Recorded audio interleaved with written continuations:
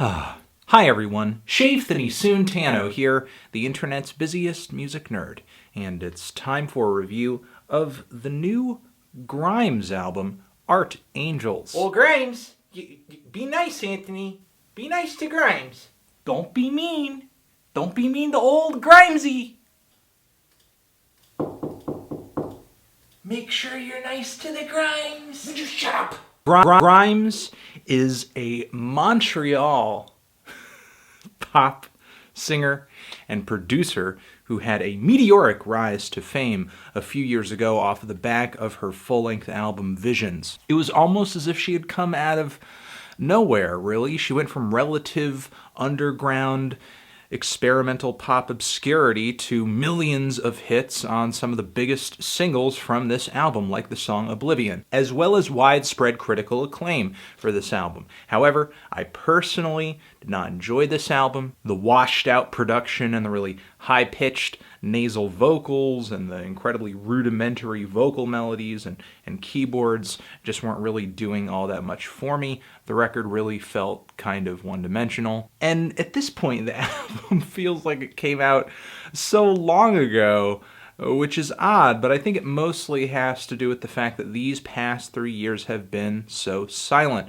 for Grimes. She hasn't been putting out any EPs or anything like that. We did have the Go single, which it seemed like there was a lot of negative reactions to, unfortunately. And from what I've read in between now and Visions, there was actually even an album's worth of material that had been thrown away. We also did have a demo version of the song Reality, which I liked a lot. I think that's a great single. We have a sort of studio version appearing on this album. Outside of that, Grimes has really kept things about this album under wraps. Now, I wouldn't say I went into this album excited, mostly because I didn't really dig the singles leading up to the release of this LP all that much. We have the song Flesh Without Blood, which for me was just kind of this really trashy, radio-friendly pop rock tune that sounded really Charlie XCX inspired. And the song Scream was a total train wreck between its whistles and redundant beat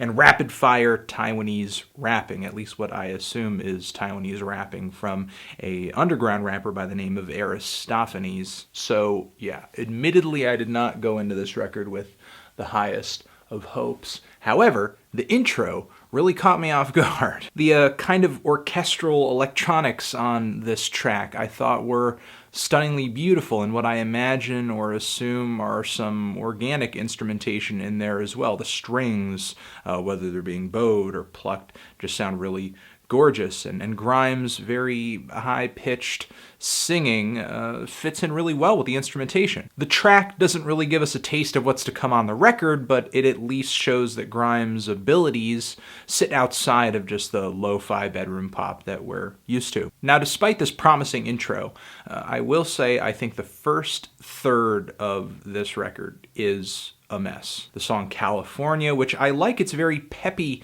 beat and how sunny the song is and its really persistent hand claps, but this track easily has the worst lyrics on the entire record. And the song Belly of the Beat, it's not bad, but it's kind of bland, sort of seems like a slightly cleaner version of what Grimes had already been known for doing on her last full-length LP. It doesn't really feel like a progression of any kind like many of the other songs on here do. However, once past this point, the album gets instantaneously great. Am's her voice is a total banger. I like the driving rhythm guitars on this track. Grimes' vocals on these verses are super sassy, a lot of personality. There are moments on this song where she's like screaming like an animal, which is actually kind of refreshing, and the pre-chorus to the song sort of takes this cheerleader chant that's really catchy, and then all of a sudden once that hook busts in,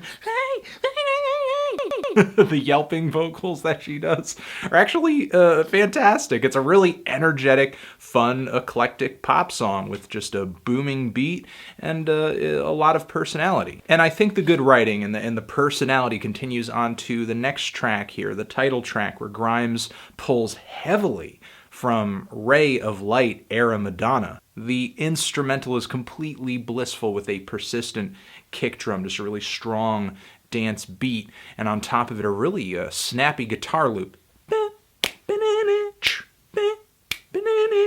But she sort of puts her own spin on this sound with all these weird, eclectic, electronic edits and really breathy vocal harmonies. I love the tune a lot. The song easily is an okay tune. Its little piano track seems a little Enya inspired, I think. Not one of the better songs on the record, but sonically it is very chill, it is very serene, and I guess it's a nice instrumental change of pace from what's on the rest of the album.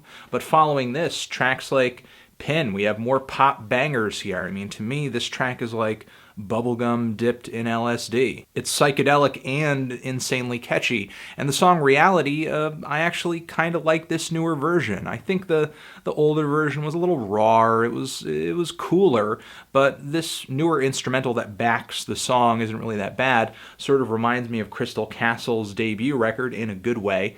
And Grimes still, of course, has a strong song at the core of this cut, just like I already knew it was there because the song Reality originally in the demo version was great. And again, this is one of the many tracks here where the influence of 90s dance pop just continues to ripple on this album very tastefully. And the song Venus Fly with Janelle Monáe, another highlight on this record for me, a really great, fun, bombastic and eclectic dance tune. I wish Monáe's and as well Grimes' vocals are a little louder on this track. Sometimes I can't exactly tell who is who or what even exactly is being said, though I will say on this album, in general, the vocals are way more audible than they were on Visions. And despite the vocals being a little awash in reverb sometimes, I still think these songs hold a lot of character. Grimes is turning the world of pop music on its head with a lot of these songs, I think. This track specifically, where it sounds kind of like a fusion of Janet Jackson's Rhythm Nation and some Spice Girl anthems, plus a few MIA-style refrains and some Diplo-sized bass. And the songs World Princess and the closing track, too, are a little more easygoing, bubbly, lighter, and just have sunnier melodies. And the album definitely needed it at this point, because while a lot of these dance tracks are great, I think they're a little syrupy, a little darker, and I think these two tracks are kind of friendlier, more tangible. While I can't say I loved this record, I liked it a lot, and I think it was a really great improvement for Grimes. I mean, I think she's written better songs here. I think she's got better production here. I think she's taken more risks. She's really diversifying her sound. Some of the experiments and some of the tracks here I don't think go over well, specifically in the first third here, where this album's poppiest stuff and its weirdest stuff show up. However, the rest of the material that sort of lands between that spectrum in the second half of the album, or in at least the last 2/3 of the album specifically, I think consistently is great. All I can say is that I hope the rest of her fan base takes to the record as well, because I think there's definitely a brighter future in the sort of accessible but very left field pop music that she's producing on this record. I'm feeling a decent to strong 7 on this thing. Transition. Have you given this record a listen? If you have, what did you think of it? Did you love it? Did you hate it? Why? What do you think I should review next? What would you like for me to review after this review? And I hope you have a nice day. Anthony Fantano, Grimes, Art Angels, forever.